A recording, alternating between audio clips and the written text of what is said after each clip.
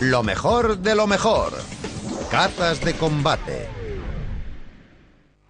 A continuación, en lo mejor de lo mejor, salimos a la caza del caza de combate definitivo. Hay algo cruel, perverso y hasta repulsivo en los cazas de combate, pero también tienen algo de elegante y soberbio, precioso. Estos cazas serán juzgados por su potencia de fuego, su maniobrabilidad, su significado histórico, su aspecto estético y los elementos de su diseño.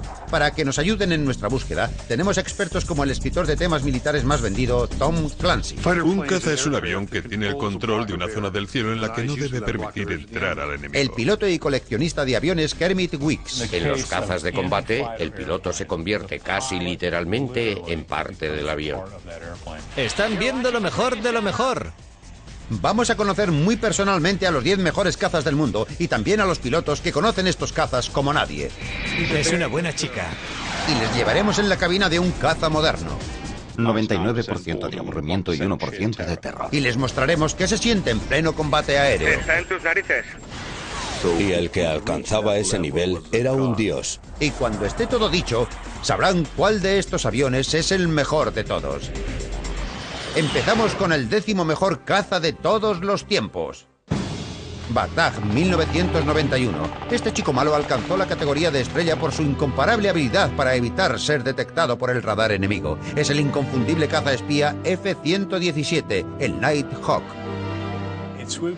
Se abate sobre su presa antes siquiera de que se dé cuenta. Y si hay suerte, es capaz de escapar antes de que los malos sepan que les ha atacado.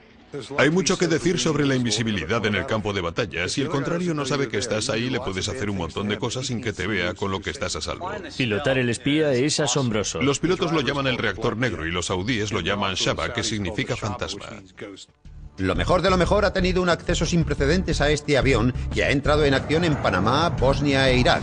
Muchas cosas del avión espía permanecen aún en secreto. Su velocidad límite, no confirmada, se acerca a la velocidad del sonido Mach 1 o unos 1.300 kilómetros por hora. Y puede transportar alrededor de 2.200 kilos de bombas.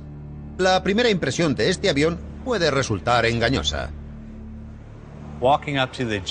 Tiene tantos elementos extraños que uno no pensaría que esto pudiera volar. Lo extraño de este espía es que, a diferencia de otros cazas, no tiene ningún aspecto aerodinámico. Todos son aquí ángulos destinados a desviar al radar. En términos de diseño, es como un precioso trabajo de papiroflexia japonesa.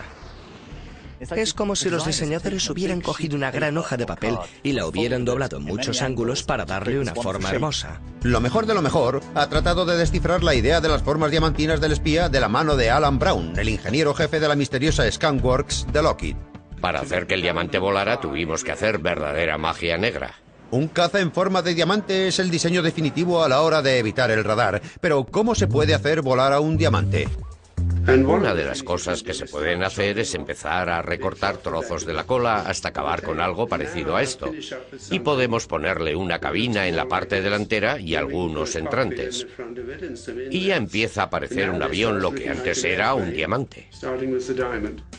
Brown y su equipo consiguieron, como por arte de magia, neutralizar en el espía 50 años de tecnología de detección por radar. La forma del avión, con sus múltiples ángulos, asegura que la señal del radar enemigo rebote y se pierda, lo que hace que el avión sea indetectable. Una vez que hicieron que el avión fuera invisible, el siguiente problema era cómo hacer que también el piloto lo fuera. Teníamos que recubrir el cristal de la cabina con una especie de escudo metálico, algo parecido a las gafas de los policías de tráfico, de modo que se pudiera ver de dentro hacia afuera, pero no al revés. Hacer un avión prácticamente invisible al radar enemigo tiene varios inconvenientes. La propia naturaleza del diseño obliga al avión a tragar muchísimo combustible. El espía tiene una autonomía de 1.200 kilómetros y eso obliga a cargar el tanque regularmente en una misión media. Y la necesidad de un depósito mayor no es el único inconveniente de este caza de formas únicas. También es susceptible al mal tiempo. Debemos tener cuidado con el tipo de tiempo con el que volamos. Y suele ser mejor volar con cielos despejados. El extraordinario Nighthawk puede esconderse y escapar con facilidad, pero no puede combatir en el aire, lo que complica la elección de lo mejor de lo mejor. Es más bien un bombardero, solo lanza bombas y no está hecho para llevar ametralladoras o misiles, al menos que yo sepa. Entonces, ¿por qué las fuerzas aéreas norteamericanas lo clasifican como un caza? El avión maniobra prácticamente como un caza. Así que habría que definir correctamente lo que entendemos por caza. Según lo mejor de lo mejor, un auténtico caza debe poder mezclarse y enfrentarse a otros cazas, y no solo lanzar bombas, y por eso relegamos al espía al número 10 de nuestra lista de los mejores cazas de la historia. Si el Nighthawk ocupa el 10º lugar en la lista de los mejores cazas de la historia, habría sido injusto no incluir en ella a nuestro número 9, el famoso triplano Fokker DR-1 del Barón Rojo. El nombre no es muy afortunado si lo piensas. Es como un caballero prusiano, montado en su caballo con su casco emplumado, con ese penacho de plumas volando al viento. Eso es un triplano Fokker. Con pilotos como el barón Manfred von Richthofen a los mandos, este clásico caza de la Primera Guerra Mundial llevó el terror a los corazones de los pilotos alemanes. El barón obtuvo muchas de sus 80 victorias con este caza, algo nada sorprendente. El DR-1 era el escalador más rápido y el avión más maniobrable de todos los cazas de su época. No es elegante, no es hermoso, pero es genial. Es sencillo, es eficiente y hace lo que tiene que hacer. Todo tiene su lugar y todo encaja en ese espacio. Los cazas de ala única estaban aún en su infancia en la Primera Guerra Mundial, y los biplanos fueron el diseño elegido para hacer frente a las enormes fuerzas gravitacionales del combate aéreo. Pero los ingenieros pensaron que, si 2 alas eran buenas, 3 harían que el DR-1 fuera aún mejor, y tenían razón. El ala extra permitía al avión subir más alto y volar más rápido. El propósito de las 3 alas en este avión era facilitar y potenciar la elevación a gran velocidad. El combate aéreo consistía entonces en subir lo más alto y más rápido posible por encima del enemigo y aprovechar la bajada para el ataque y volver a repetir el proceso. Con su increíble velocidad de elevación, el DR-1 podía alcanzar los 3.000 metros 3 minutos antes que su enemigo mortal, el biplano Sopwith Camel. Cuando salió el DR-1 en 1917, no fueron solo sus soberbias alas o su velocidad máxima de 240 km por hora los que lo convirtieron en un caza asombroso. Tenía también unas ametralladoras que podían disparar a través del arco de la hélice, una innovación revolucionaria en la Primera Guerra Mundial. Fue el diseñador holandés del DR-1 Anthony Fokker quien descubrió el secreto para disparar a través de la hélice. Diseñó el interruptor, un sistema de sincronización que permitía a las balas de la ametralladora pasar entre las aspas de la hélice sin alcanzarla. El interruptor es básicamente un dispositivo que desconecta el motor. Sencillamente lo interrumpe para que el arma no dispare cuando la hélice está delante. El DR-1 era una combinación mortal de armas y alas, pero no era perfecto. Tenía un diseño aerodinámicamente inestable que se empeñaba en no volar de manera recta y equilibrada. El piloto nunca podía soltar los controles. La primera vez que pilotas este avión piensas, Dios mío, algo no va bien. Tiende a balancearse mucho, de modo que si sueltas los controles no vuelven a una posición neutral, como se espera que haga la mayoría de los aviones. Este caza altamente impredecible podía morder a los incautos y exigía la alerta permanente de los pilotos más experimentados. Es un avión que hace rizos en el suelo. Y es que tiene el brazo del eje fuera de las alas, porque los pilotos normalmente al disponerse a aterrizar levantan el ala y lo sacan para evitar que las alas se partan. Es complicado y cada vez que lo hago no sé qué es lo que va a pasar.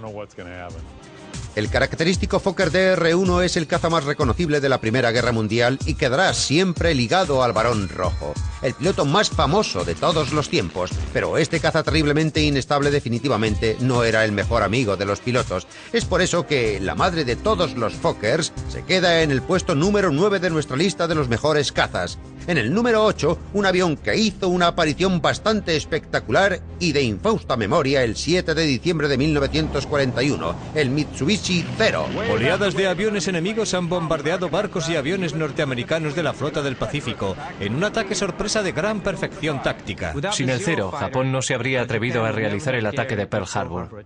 Fue la primera vez que los Estados Unidos vieron este caza de combate letal y les hizo mucho daño. El Zero podía superar en vuelo y en combate a cualquier caza aliado. El caza A6M0, que nosotros llamábamos SIC, fue el primer caza de evidente superioridad aérea en la medida en que podía volar grandes distancias, dominar un sector del aire y regresar a casa. El Zero, que operaba desde portaaviones, podía hacer distancias mucho más largas que cualquier otro caza, hasta 3.000 kilómetros sin repostar. La relación peso-potencia era muy buena, era muy manejable y tenía un diseño muy elegante, además de una aerodinámica excelente y una estabilidad formidable. No es extraño que este caza fuera ágil y rápido. El Zero pesaba 1.800 kilos, es decir, 900 kilos menos que el Warhawk P-40. Los aviones norteamericanos eran tecnológicamente más sofisticados, potentes y estaban mejor armados.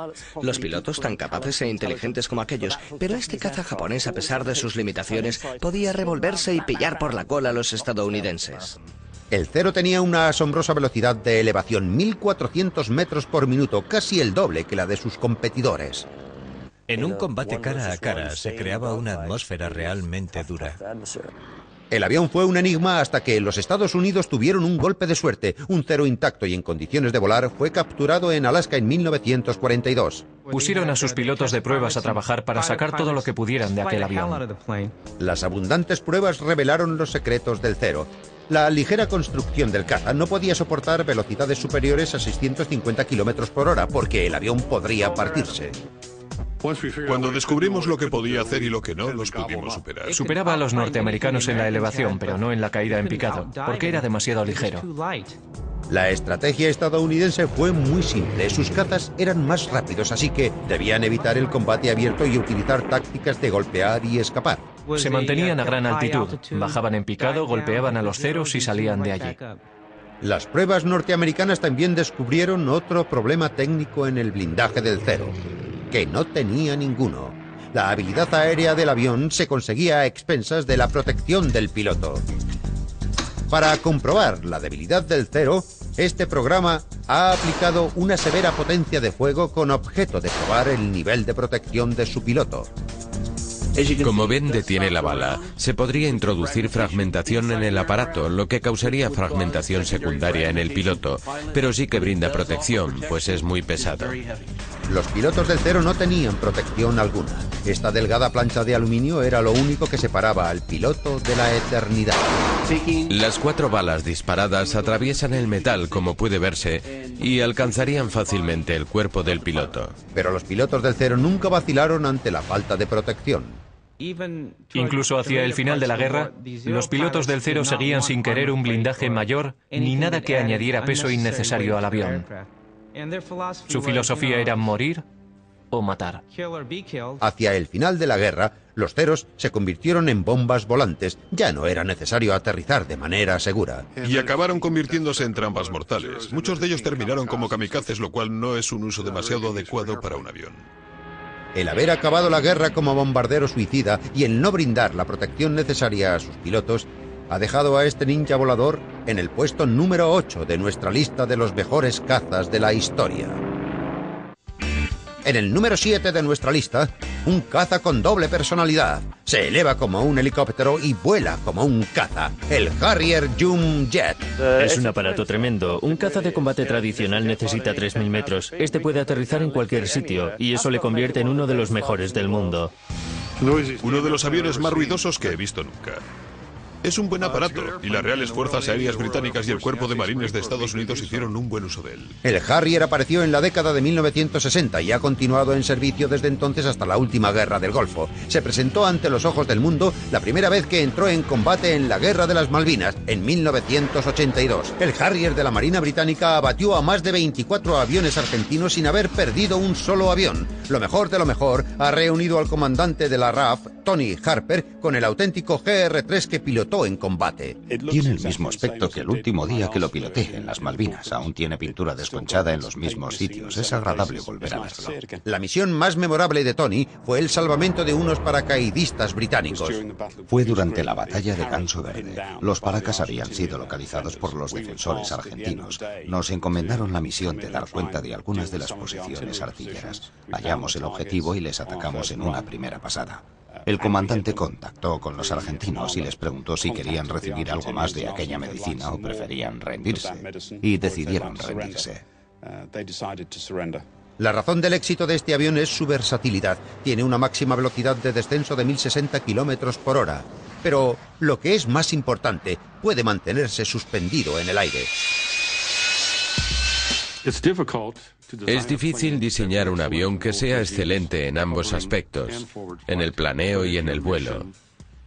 Pero si en tu misión es una ventaja despegar de una pista limitada a una costa de un rendimiento de mayor velocidad, puede decirse que este avión tiene sentido. ¿Y cómo se mantiene suspendido en el aire?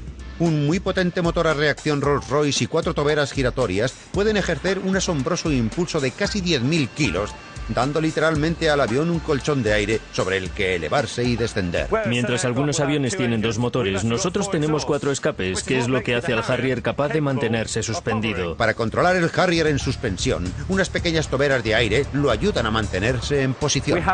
Tenemos unas válvulas de control de reacción en todas las extremidades, en las puntas de las alas, en el morro, en la cola y en el timón.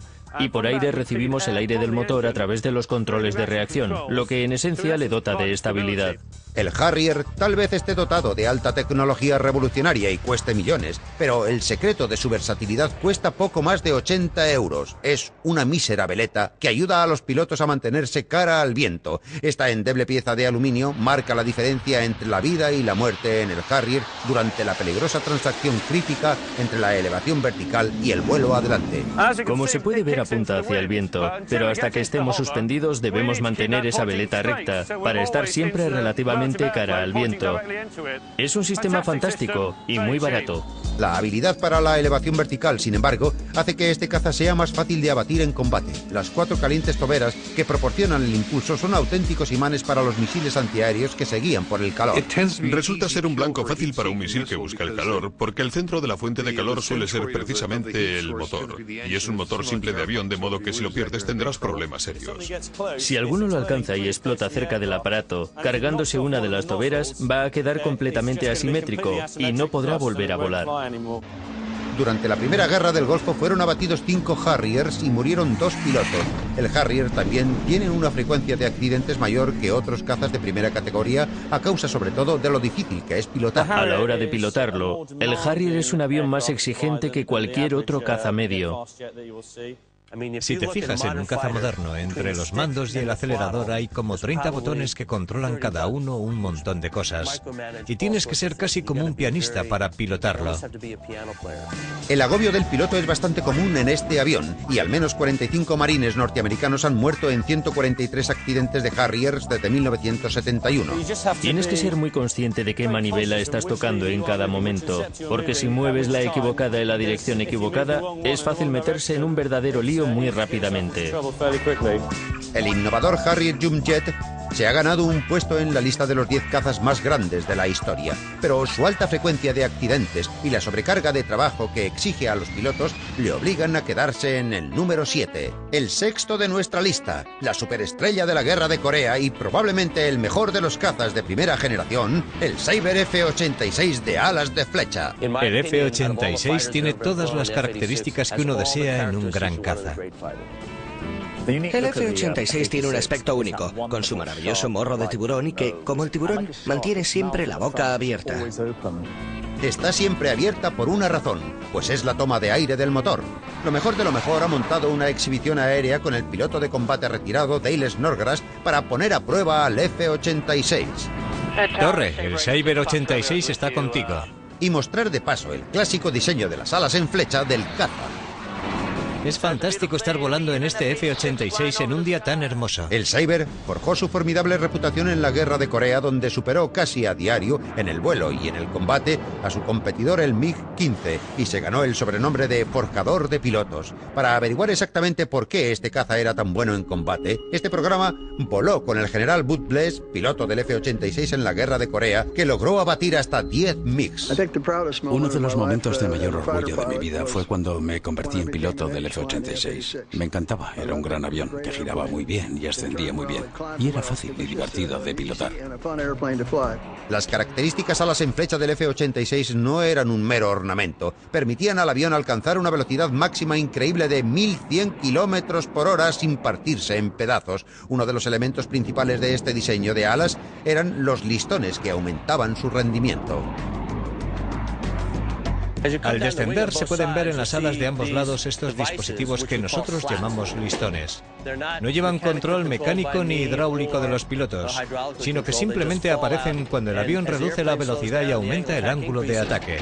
Entonces aparecen y eso te permite aterrizar el avión con suavidad. Es algo muy ventajoso en el combate aéreo, pues aumenta el área de las alas y facilita el giro del aparato.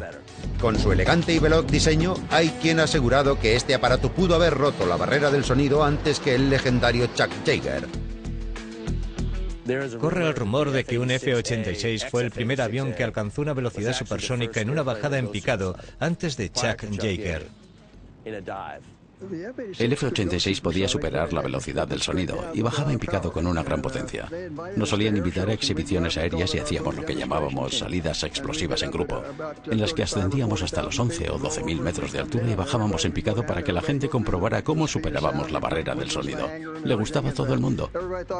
Las alas en forma de flecha le daban maniobrabilidad, pero era su potencia de fuego la que le proporcionaba la verdadera ventaja en el aire. El Cyber estaba armado con 6 ametralladoras y podía también transportar 8 misiles de 12 centímetros a bordo de 900 kilos. Las ametralladoras estaban localizadas aquí y la munición iba aquí abajo, que es donde ahora suelo llevar mis bolsas cuando vamos a las exhibiciones aéreas. Dale Snodgrass usa el compartimento de las ametralladoras como portaequipajes, pero Bud Bless solía usar las armas del F-86 para matar al enemigo. Cuando entres en combate, creo que uno de los momentos más excitantes que puedes tener en toda tu vida es cuando, estando ahí arriba, localizas un avión enemigo y empiezas a girar un poco hacia él. Y de repente ves que su ala cae y que él también gira hacia ti. En ese momento es evidente que uno de los dos no va a regresar a su casa. ¿Por qué se encuentra el F-86 en el puesto número 6 de nuestra lista de los mejores cazas? Responde como debe y es maniobrable y fiable, y fue una gran plataforma desde la que matar enemigos. Debe estar entre los 10 mejores. El momento de gloria del Cyber fue la Guerra de Corea, pero como caza de combate de primera generación, fue pronto superado por diseños más modernos y retirado del servicio en primera línea para mediados de la década de 1950. A continuación, en el quinto puesto, la némesis de los aliados y el orgullo de la Fuerza Aérea Alemana en la Segunda Guerra Mundial, el Messerschmitt Me-109. Era como un caballo de carreras. En el aire, después de haber despegado, era muy fácil de pilotar. Era un aparato extremadamente bueno. Era una buena base desde la que disparar. Rendía muy bien, giraba bien y ascendía muy bien. El 109 combatió en todos los frentes, de la batalla de Inglaterra al frente ruso y del norte de África a Noruega. En cuanto veías la esvástica en ese avión, y muy especialmente en el 109, pensabas, vienen a por nosotros. Aquí vienen Hitler y los chicos de la Luftwaffe.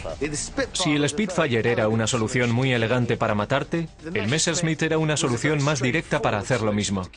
Parecía que deseaba matarte. Y matar es lo que el 109 hizo, y mucho. Lo mejor de lo mejor, ha reunido al piloto 3 veces condecorado Oscar Bosch y a su Me-109. Se formó en estos cazas y salió a derribar a su buena ración de aviones aliados.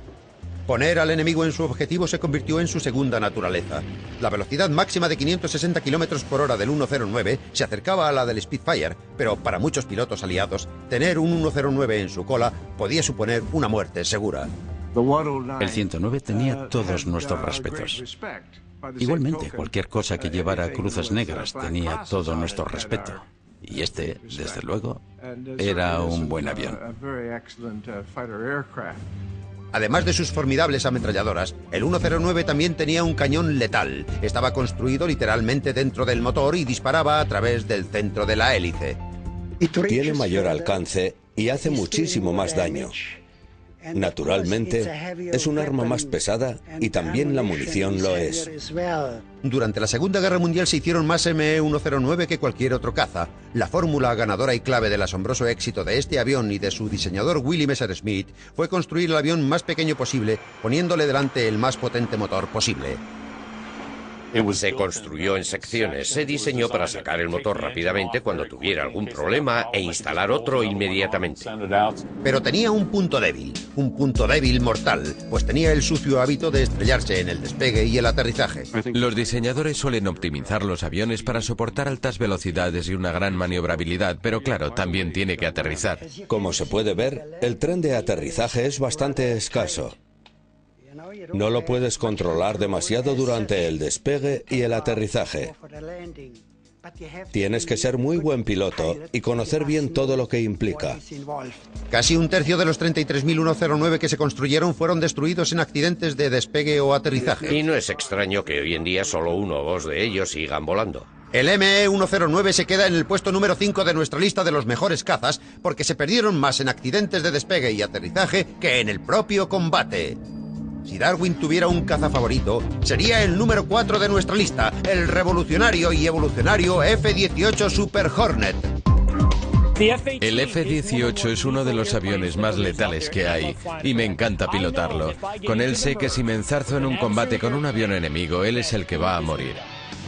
He pilotado el F-18 o el CF-18, que es el F-18 canadiense del 96 al 99, y yo diría que esos fueron los 3 mejores años de mi carrera. El F-18 es un aparato muy versátil. Puede lanzar bombas para matar gente o disparar a otros aviones para hacerlo. El F-18 es probablemente el más importante caza convencional de nuestros días. Lo mejor de lo mejor ha entrado en estrecho contacto con el último escuadrón de Super Hornets de la Marina norteamericana, los Red Cox, y con el comandante Nick Monjillo, nuestro piloto de F-18 y guía personal. Mentiría si dijera que no es divertido pilotar un avión que puede alcanzar velocidades supersónicas y hacer rizos y entrar en combate aéreo y lanzar bombas por ahí. Es muy divertido. Algunos aviones son rápidos, este caza es como una bala. Sus 2 motores a reacción le permiten alcanzar una velocidad máxima de Mach 1.8, es decir, más de 1900 kilómetros por hora. La capacidad de alcanzar casi 2 veces la velocidad del sonido es fantástica y me encanta por eso. El F-18 es un caza de altísimo rendimiento. Puede enfrentarse cara a cara en combate aéreo y lanzar bombas al enemigo en la misma misión.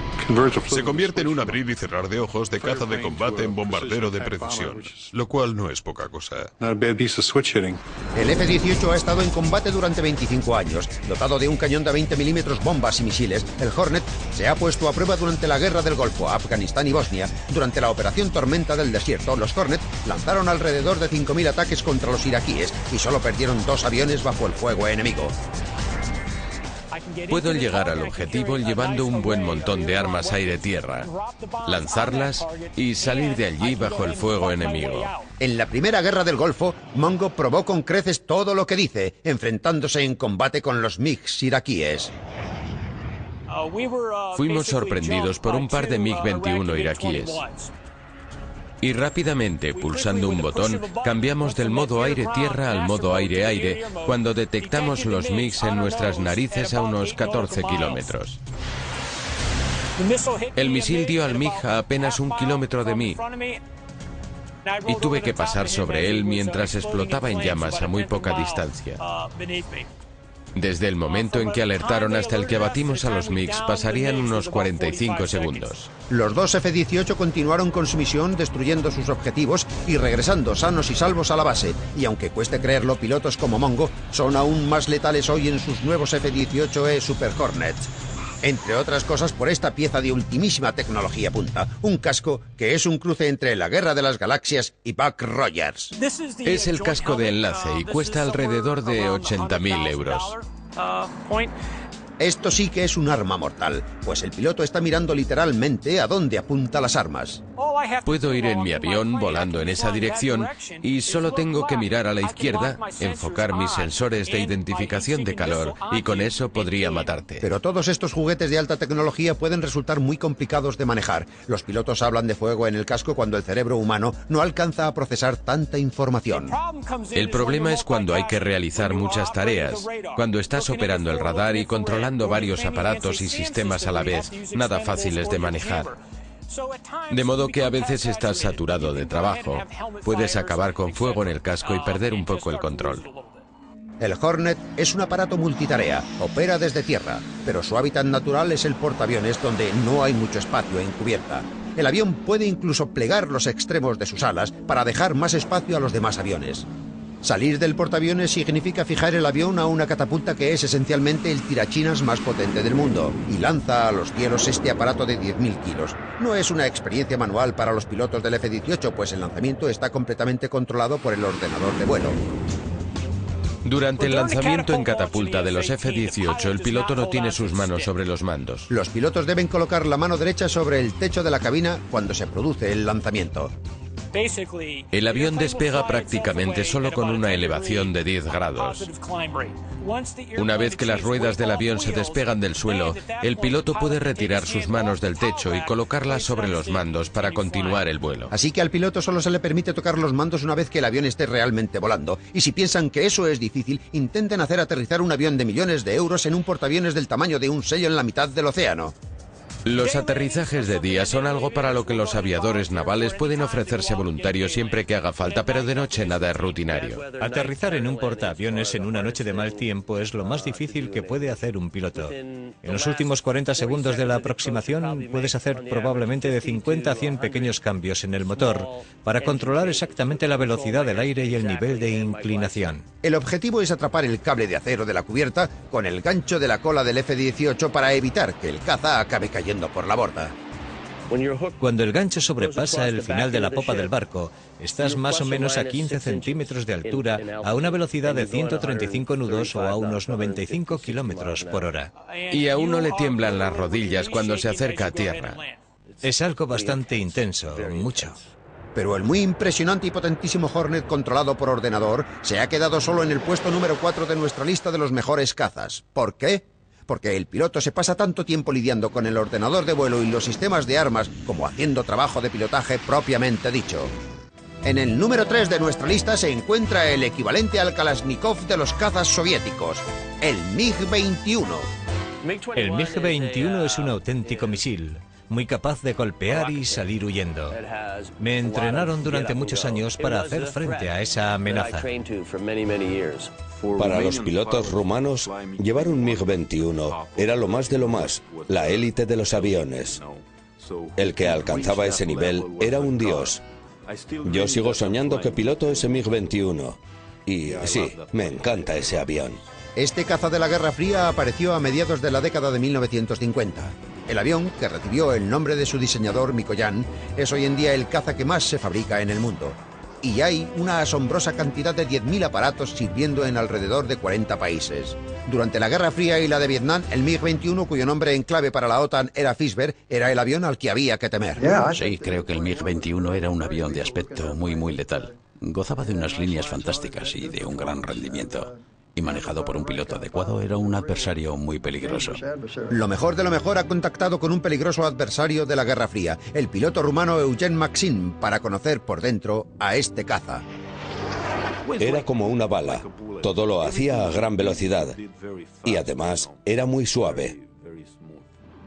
Lo mejor era volar sobre las nubes y cuando inclinabas el ala a un lado y hacia el interior, realmente era genial. ¿Pero qué hacía que este avión fuera tan fantástico para los pilotos y tan especial para sus enemigos? Tiene un motor enorme y potentísimo, y eso siempre es atractivo. De hecho, vas sentado sobre un misil. Es un viaje realmente rápido, pues el MiG-21 es capaz de alcanzar una velocidad de Mach 2,3, es decir, unos 2.330 kilómetros por hora, y además de rápido, el MiG-21 era resistente a la manera típicamente rusa. No había refugios especiales para él. No teníamos hangares para cada avión como en los Estados Unidos o en los países occidentales. Dejábamos los aviones al aire libre, de modo que teníamos que despegar con 10 centímetros de hielo. Según los estándares norteamericanos, tenía una construcción muy burda y las piezas no encajaban correctamente. Los rusos tenían problemas serios con el control de calidad, algo que pasaba en general con todas las armas soviéticas. El MiG-21 se diseñó para golpear al enemigo y salir corriendo. Sus pequeñas alas no estaban hechas para el combate aéreo. Tiene un gran rendimiento de velocidad, pero en el combate consume su energía rápidamente. En otras palabras, no es capaz de mantener esa velocidad. El avión giraba en trompos muy rápidamente en el combate aéreo y eso provocaba problemas. Giraba con demasiada facilidad. Si giras más de 90 grados por segundo, es muy peligroso. Podía acabar en un trombo imparable y de hecho, en alguna ocasión ocurría. Era difícil de pilotar por sus alas cortas y su corto alcance, pero ¿es algo que se hizo a propósito? Siempre me he preguntado si los rusos no ponían alas cortas a sus aviones para evitar la deserción de sus pilotos, y no lo digo en broma, pues todos los aviones rusos que conozco tienen las alas cortas. El alcance limitado del MiG-21, sus alas cortas y su pobre fabricación lo dejan en el puesto número 3 de los mejores cazas de la historia. En el número 2 de nuestra lista, la inconfundible estrella de la batalla de Inglaterra, el Supermarine Spitfire. Pilotar un Spitfire era como bailar con la chica más hermosa del baile. Es muy inspirador, es maravilloso desde todos los puntos de vista. Es el único avión que ha conseguido hacer llorar a mi mujer. Una combinación perfecta de forma y función. Responde fantásticamente. En cuanto te montas ahí, te sientes parte del avión. Es pura belleza, puro ballet en el aire. Una asociación de corazón, tierra, suelo y cielo. Y machacó a la Luftwaffe en una época en que Gran Bretaña estaba sola. Y eso ya es algo. Siendo un campeón del combate aéreo, el Spitfire contribuyó a cambiar las tornas de la batalla de Inglaterra en 1940. Armado con 8 ametralladoras, venció a los cazas y bombarderos de la Luftwaffe en los cielos. La supremacía aérea del Spitfire se asentaba en sus alas. Estas alas elípticas u ovales hacían que este caza fuera perfectamente reconocible desde abajo y absolutamente letal desde arriba. ¿Y cuál es la razón del hermoso diseño de sus alas? El espacio necesario para las armas. La idea era llevar más armas en las alas, lo que exigía un mayor espacio. Y la forma más sencilla de conseguirlo y lograr al mismo tiempo un ala altamente eficiente era anchar el ala por el centro dándole su forma elíptica. Otro beneficio era que resultaba un ala muy eficiente que aumentaba el impulso, lo que permitía a este caza girar en un santiamén. Su característica ala también lo hacía claramente reconocible por el enemigo. El Spitfire era un avión precioso. Pero, por supuesto, la mera belleza no vale demasiado en el aire en una situación de combate. La cuestión es que él es tu enemigo y está intentando abatirte. El piloto canadiense de Spitfire, Lloyd Berryman, recibió la distinción de la Cruz del Aire por haber abatido a los cazas alemanes. Este programa lo ha vuelto a poner en el asiento del piloto. Regresar hoy a la cabina de este Spitfire es como volver a mi casa de hace 62 años, cuando me encontraba en este puesto. Es una sensación maravillosa estar en este avión. Para muchos de nosotros era como entrar en el umbral de nuestra casa, pues tratábamos a este avión con mucho respeto y esperábamos mucho de él y de su rendimiento.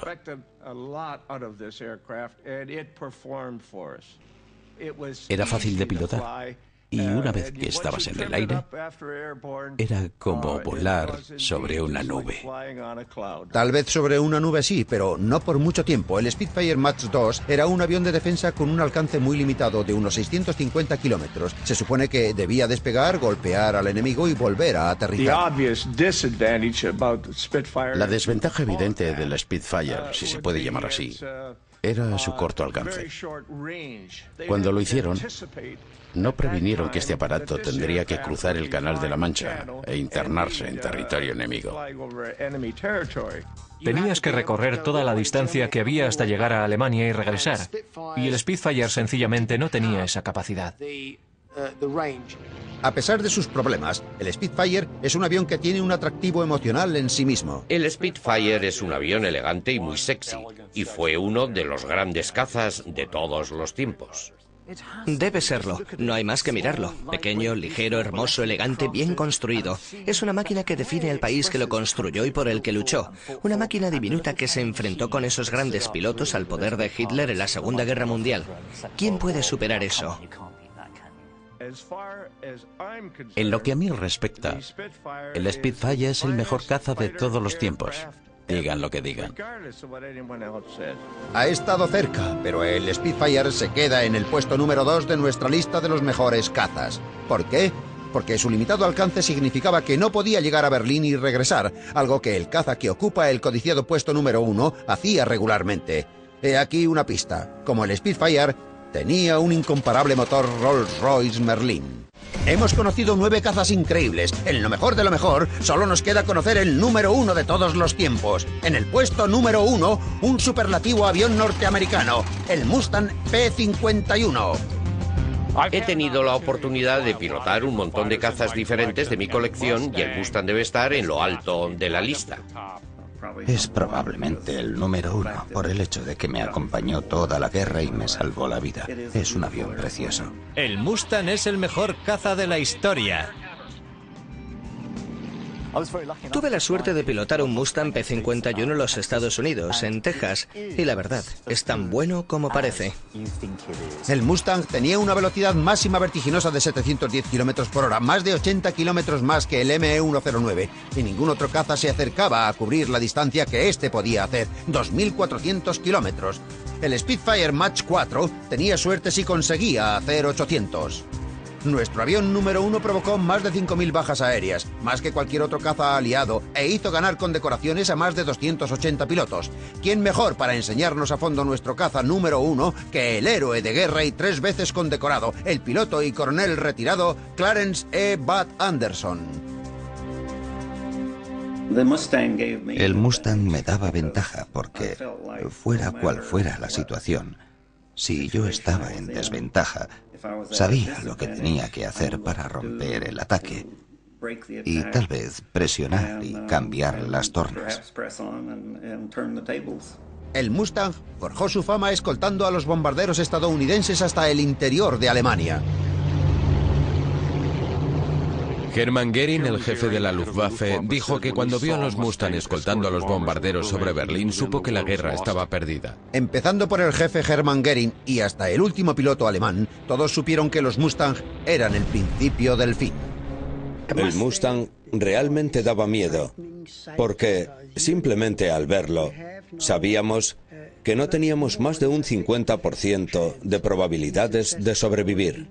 Y acumular bajas enemigas era algo que el coronel Bud Anderson hacía muy bien. Un ME-109 en concreto no tuvo opciones. Y yo ascendía a toda velocidad. Era algo precioso. Cuando me puse en su cola vi un pequeño rastro junto a su ala, di un pequeño golpe de timón y entonces le di de lleno en mitad del avión. Pude ver perfectamente las ruedas, así como los remaches, pues lo tenía muy cerca. Y entonces empezó a girar y cayó a tierra desde unos 9.000 metros de altura. Pero ¿qué daba al Mustang su clara ventaja en combate? El diseño de sus alas que le proporcionó su velocidad inigualable, su maniobrabilidad y su alcance. El secreto era un nuevo diseño fácil de fabricar y le daba un empuje incomparable en relación a su tamaño. El Mustang era conceptualmente un Spitfire altamente mejorado. Tenía mucho mayor alcance que el Spitfire, conservando el resto de sus buenas características. Pero fue una combinación de suerte e ingenio angloamericano lo que convirtió al Mustang en el mejor caza de la historia. Inicialmente el avión venía con un motor corriente, pero a alguien se le ocurrió incorporar el motor del Spitfire, y eso es lo que lo convirtió en un gran avión. Físicamente representaba la gran alianza entre los Estados Unidos y Gran Bretaña. Fue una idea preciosa que este avión contribuyera a que los dos lados del Atlántico se dieran la mano o las alas. Lo mejor de lo mejor, no podía dejar pasar la ocasión de probar un Mustang Merlin y salir a volar con Ed Shipley, uno de los pilotos en activo actualmente de mayor experiencia. Damos paseos a diario en este Mustang y a la gente le decimos que montarse en uno de estos aparatos es como sacar a pasear a un monumento nacional. Hay tanta historia en él que es casi increíble. Te provoca un escalofrío cada vez que te subes. ¿Y hasta qué punto era fiable el Mustang? Llevé a cabo 116 misiones, lo que vienen a ser 480 horas y 20 minutos de vuelos de combate y nunca tuve un problema. Nunca tuve que volver por ninguna razón, ni mecánica, ni atmosférica, ni ninguna otra. El increíble éxito del Mustang en la Segunda Guerra Mundial es la razón por la que aún en el siglo XXI sigue siendo un avión muy codiciado. La cuestión es que el Mustang es el único avión que todos los pilotos de caza quieren probar aún hoy en día. Estoy sentado aquí pensando que soy uno de los pilotos más afortunados del mundo. Habéis seleccionado 10 aviones y yo he pilotado 3 de ellos, pero no me he considerado verdaderamente afortunado hasta que no me he subido a un P-51. He tenido la oportunidad de pilotar todo tipo de aviones, Corsarios, Spitfires, F-86, y en lo que a mí respecta, el Mustang es el mejor caza. Yo aún piloto el Mustang hoy en día, y no un Mustang cualquiera, sino uno pintado como el Old Crow que piloté en la Segunda Guerra Mundial. La gente me pregunta si me divierto con ello, y yo les contesto que hay que estar loco para hacer esa pregunta. Nacido hace más de 60 años, el Mustang P51, con sus líneas clásicas y su postura de boxeador, tiene garantizado un lugar en la historia de la aviación como el mejor caza de todos los tiempos. Es sencillamente un gran avión. El Mustang es un avión muy grande.